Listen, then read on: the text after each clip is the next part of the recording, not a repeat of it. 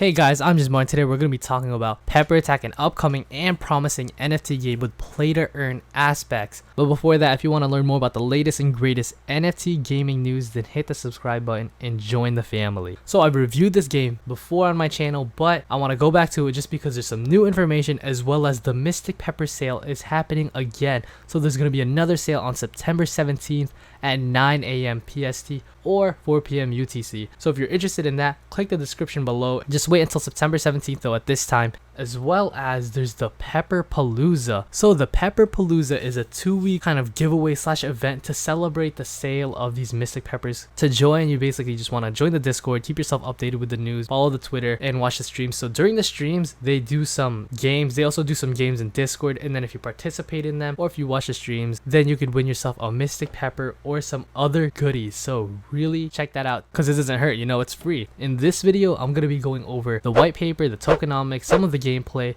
and just some reasons why you should invest in Pepper Attack. If you don't know what the game is, it's basically a 10,000 NFT collection.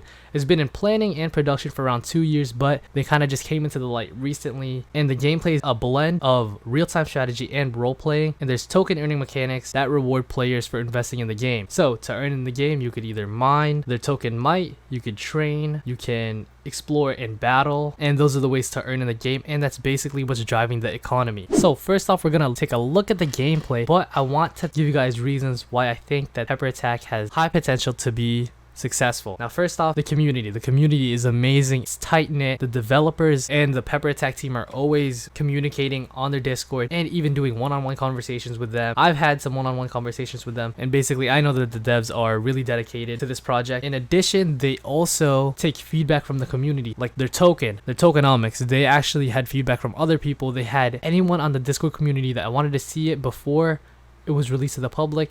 They got to review it, they got to put their input in it, and the devs actually listen. So number one reason why I think Pepper Attack is a good investment is because the devs listen, the devs keep us updated, they're active in the group, and they actually value our own opinion. Now number two, if you own a Mystic Pepper, it gives real utility. So there are many ways to earn in the game, and holding a Mystic Pepper is an investment. So you could either stake your Mystic Peppers and it earns you passive income that way. If you don't want to kind of play the game, you're more of like a passive player, then you could just stake it, bam, you're earning their might token. If you want to be more hands-on, you know, you could set your pepper up for training. Other people can train under the pepper, get you money. You can also do battling with their dungeon. So there's just many ways to earn money. And I would say my third biggest reason that I believe that the game is gonna be successful is because of their tokenomics, and we are going to cover that later in this video. So now their gameplay, there's basically 5 classes of peppers: Mystic, Bell, Habanero, Ghost,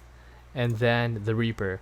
So those are different peppers with their own unique stats. So this is basically just talking about the stats and saying, you know, the higher stats, the more effective they are in combat. But you could train your pepper to increase their stats, and there are NFT items that boost their stats as well. This is an example of stat boosting right here. As for the items that you could buy in the game, there's HP potions, you know, different type of potions, boosters, backpack, treasure keys, a bunch of good stuff. And this is one way to drive the economy. You could buy and sell these for might, and if I'm not mistaken, you can also earn these from playing the game. So they might drop from a monster or a battle. Now the mining feature, basically just sticking your Mystic Pepper into a mine and staking them, and then you earn passive income that way. But note that if you do this, they're going to be stuck in there for the amount of time that you selected. So you can't battle with them, you can't train with them, they're just mining for you. And then the adventure, this is a sneak peek of what the adventure is actually gonna look like. So you can see it's kind of like a game with different levels and checkpoints. You also have stamina, which, you know, I feel like everyone knows what stamina is. If you run out of it, you can't play, you gotta wait until it resets. This is a sneak peek of what the monsters or the battle is gonna look like. So if there's a boss, boom, warning, warning, warning.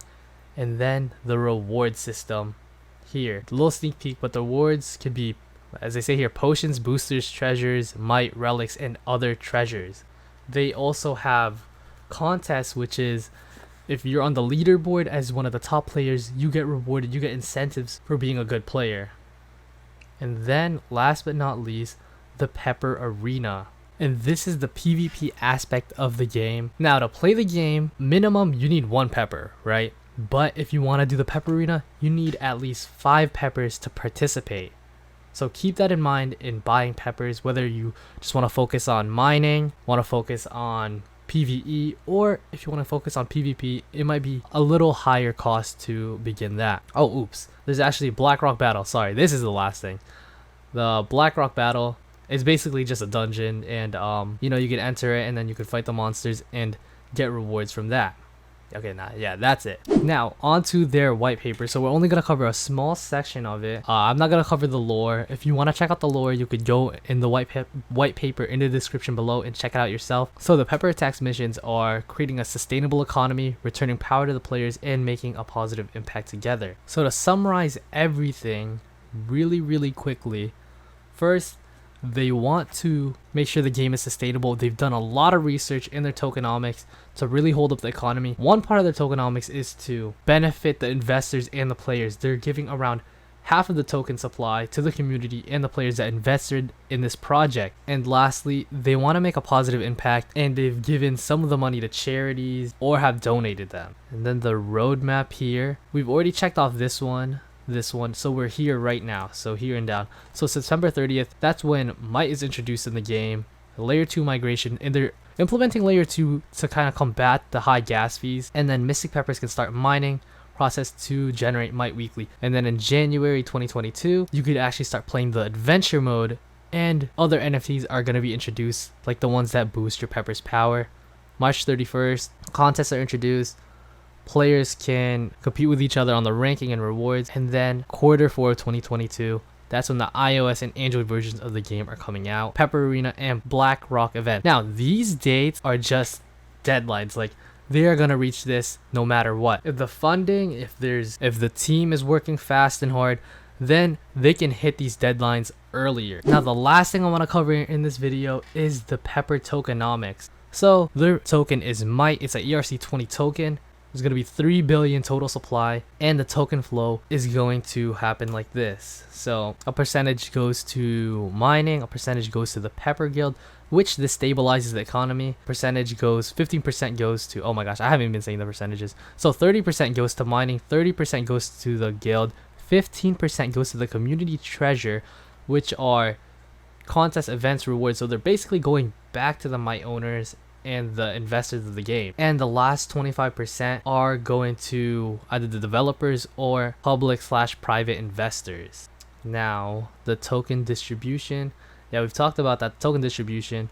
So one important thing that stabilizes the economy is the Pepper Guild. They actually buy Might or supply Might just to balance the cost of it. They're also the ones handing out rewards for adventure quests and just all the ways to earn in this game, except for mining. Now the community treasure funds community events, charities, all of that. And if the amount runs out, which they hold 15% here, if it runs out, then the Pepper Guild will supply from its surplus Might. Investor treasures, and this is reserved for future investors and players who want an additional amount of Might for gaming activity. Now the lowest percentage actually goes to the developer treasure. They only get 10% of the Might. So I really applaud them for getting the least amount of percentages and for their main focus being the players and the investors. Now this is the mining production. So over time you actually get less Might. So let's say once they run out, once they hit like 250 million Might from the mining treasury, then profits are going to be cut in half, and then in half again. Just like every time it hits these kind of milestones, it's going to be cut in half. Now why is Might production higher at the beginning? Basically it's because the developers and the team don't know what the demand for Might is going to be yet. So they're having a compensation for early players to be able to get more Might, just because, you know, the price is unknown. You don't know where Might is going to reach, if it's going to be expensive or it's going to like go down. No one really knows. But one thing that they're kind of sure of is that over time Might's value is going to increase. So just because they're gonna add more value to Might. Now Might's utility in the game, there is the Pepper Guild giving in-game rewards to the players. There is players spending money from the Pepper market. Yeah, I mean you could see the flowchart for yourself. Like there's a good balance of things. If you want to check it out for yourself, like this whole Might flow in game, then go back into the description below. I'll have the tokenomics down there. But to quickly summarize it, you could get might from adventure rewards, contest events, and people spend money and the might goes back into the economy by buying items, by paid events, by premium subscriptions, and that's basically it. So I think I covered everything that I wanted to in this video. If you're interested in it, remember September 17th, the sale is happening. So description link below has the minting sale URL, and also Pepperpalooza. Really check that out, because this is your chance to get a free Mystic Pepper or just other goodies. So check that out. Join the Discord, again, in the description below. But at the end of it, it is your choice and your judgment if you think that Pepper Attack is a good investment. Now, if you like the video, don't forget to like, comment, and subscribe. See you guys.